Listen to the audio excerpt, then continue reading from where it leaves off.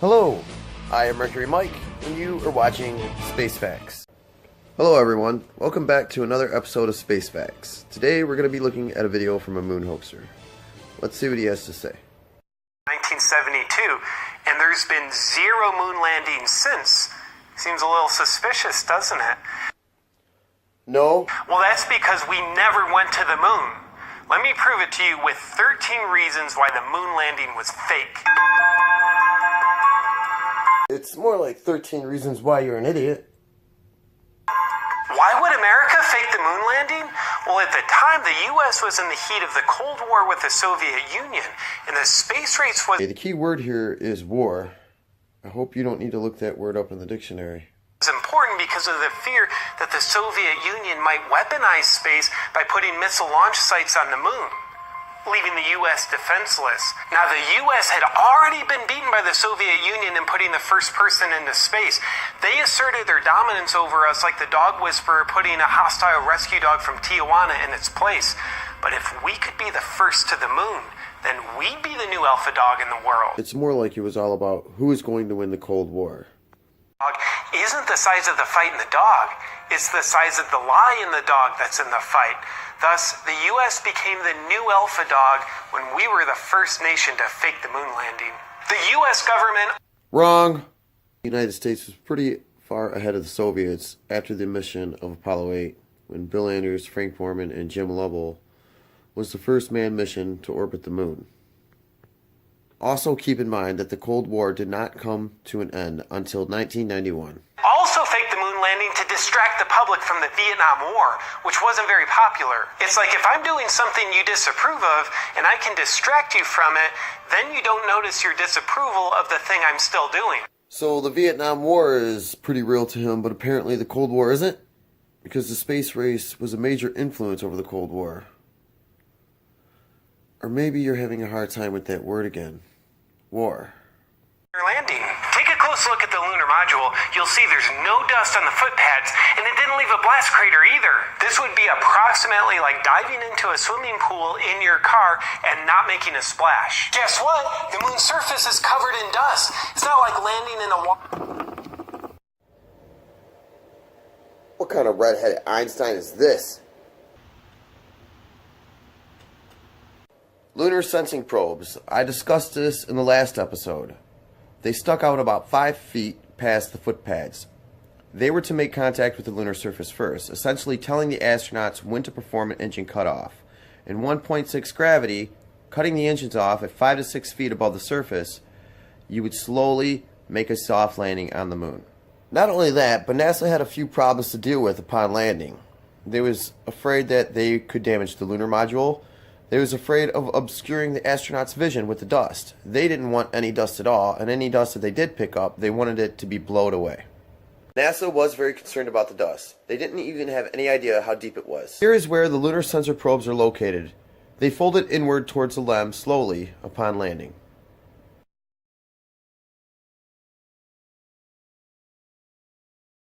Any photos taken from the moon.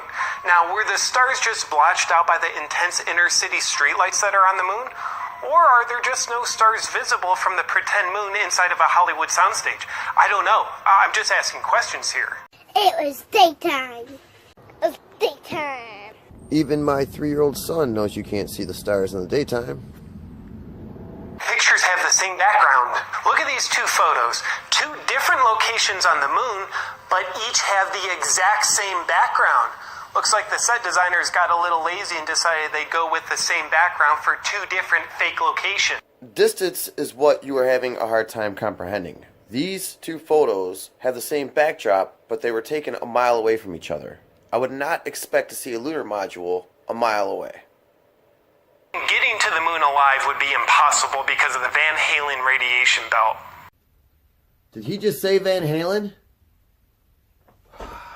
I'm done. The Van Allen radiation belt.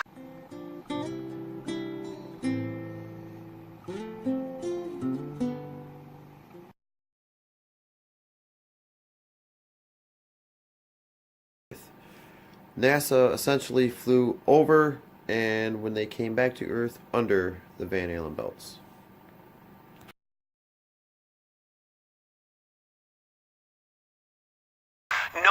survive the trip through this intense radiation belt that surrounds the Earth. Can a cat survive being put in a microwave?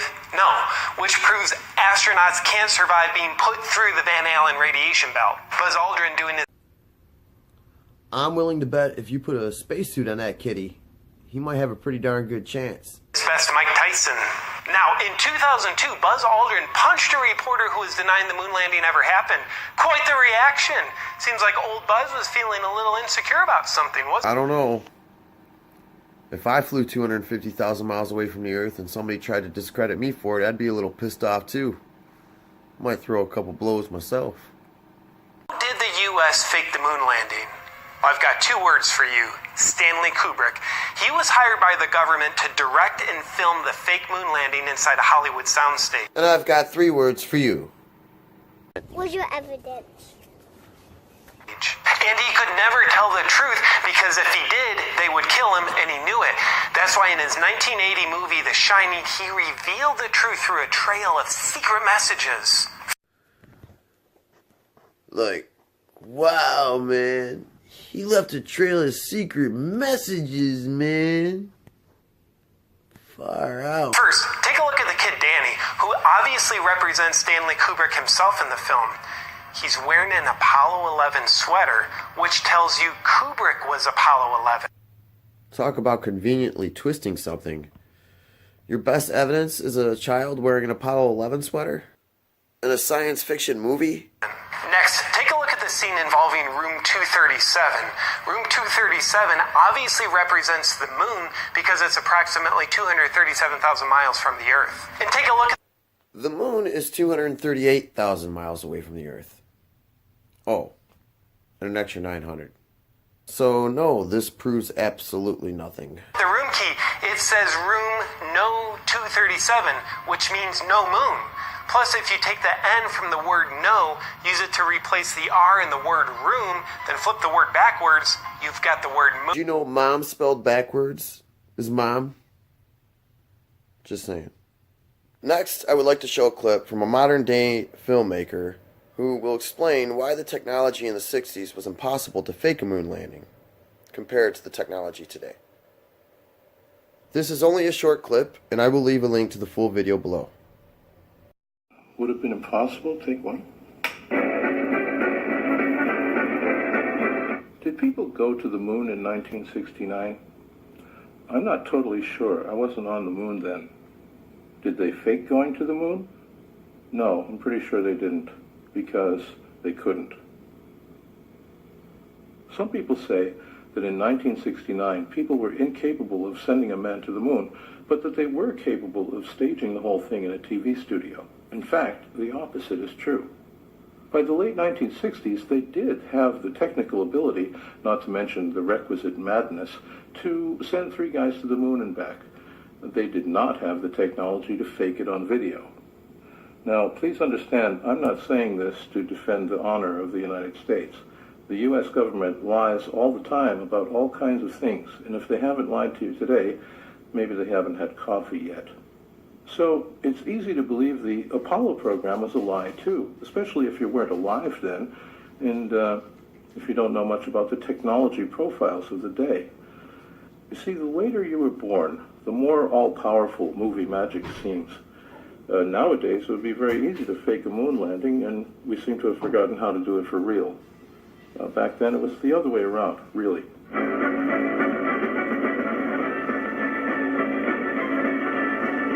Ever since the 1920s, engineers were trying to improve liquid-fueled rockets and their guidance systems. They wanted to go to outer space. The people who were paying for it wanted better bombs. By 1943, Wernher von Braun's people already had a fully functional suborbital rocket called the Aggregate Fear, later known as the V2. After the war, the German rocket scientists went to work for 2 rival superpowers who then went to insane lengths to outdo each other on the world stage. It was a global dick-wagging contest on a scale never before seen in human history. It's fair to say that technology growth in the Cold War was mostly a competition in aerospace, rocketry, and weapons science. Astronauts are starting to collect Medicare. Some people get a lot of attention by pointing out flaws in the photographic evidence from Apollo. when you listen to them, they seem not to know very much about photography or video or lighting or even perspective. And I think they're hoping you don't either. So we should have seen stars in the sky? No, we shouldn't. The camera was set to expose for broad daylight. If they were exposing for stars, then this picture would have looked more like this. Flags waving in the breeze? No, it isn't. It's wiggling in the vacuum after they let it go. And the shadows diverge unrealistically across the landscape? No, they don't. Go outside sometime and see how shadows work. They obviously used multiple light sources in this picture, right? No, they obviously didn't. I've been shooting in the studio for about 30 years now. I know what to look for. When you shine two lights at something, you get two shadows. So this would have looked more like this. But it doesn't, because this stuff was shot with a single light source. And if that light was anywhere near the action, you would have seen a fall-off in brightness across the terrain. You don't, because the light source was 150 million kilometers away, too far away for the inverse square law to make a difference. Get it? Etc., blah, blah, blah. The thing is, all these discussions are ignoring one simple point. In 1969, it was not yet possible, technically, to fake what we saw on TV. Why are people missing this? I think maybe they forget how primitive video was in 1969. I mean, it was an amazing achievement in electronics, but there was a lot they couldn't do. Let me try to explain that. The pivotal claim for the Apollo hoax theory, without which it all falls apart, is that what we saw on TV was slow motion footage of astronauts running around in a film studio. Because if it wasn't slow motion, it couldn't have happened on Earth, right? Let's talk about how slow motion works in film and video. There are two ways to make motion slow. One is you shoot it at normal speed and play it back slow. The other is you shoot it fast and play it back normal. The second way is called overcranking. It looks smoother and more realistic because you're sampling natural motion at a higher frame rate. But that means we would have had to shoot it on film using high-speed film cameras, right? Why? Because in 1969 there were no high-speed video cameras yet. The electronics just weren't there. Some people did have a magnetic disc recorder that could capture normal speed video and play it back slow. They used it for sports replays. It could record up to 30 seconds. Play back at 10 FPS and you've got a whopping 90 seconds of slow-mo.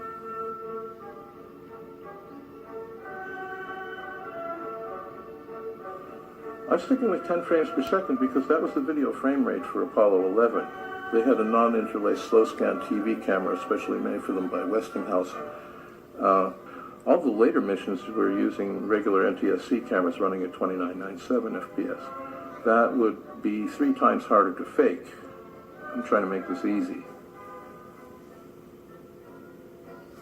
Keep in mind that when people today watch documentaries about the Apollo missions, they're looking at the highlights. They're looking at, short clips cut together. And short clips are much easier to fake. But in July 1969, 600 million people, including me, were all staring at a continuous lunar telecast that went on for a long time. It's actually pretty boring sometimes. At 16 minutes into the EVA, they turn on the video camera. 4 minutes later, you get your one small step thing. Then Aldrin climbs out. And they move the camera onto a tripod and proceed to do all their moonwalking, flag planting, photo snapping, and rock picking. Then Armstrong climbs back up into the lander, and it's over. By which time the video camera has been running for 143 minutes. So if we're faking this with electronic slow-mo at 1/3 speed, we only need to record about 47 minutes of continuous live-action video. Well, that's a lot more than that Ampex disc recorder could hold. But NASA is special. Maybe they have a big disc recorder, right, in 1969. And that concludes this week's episode of Space Facts. I hope you all enjoyed watching. Please join me again and stay tuned for the next episode. And remember, don't fear the sphere, and keep your eyes to the skies.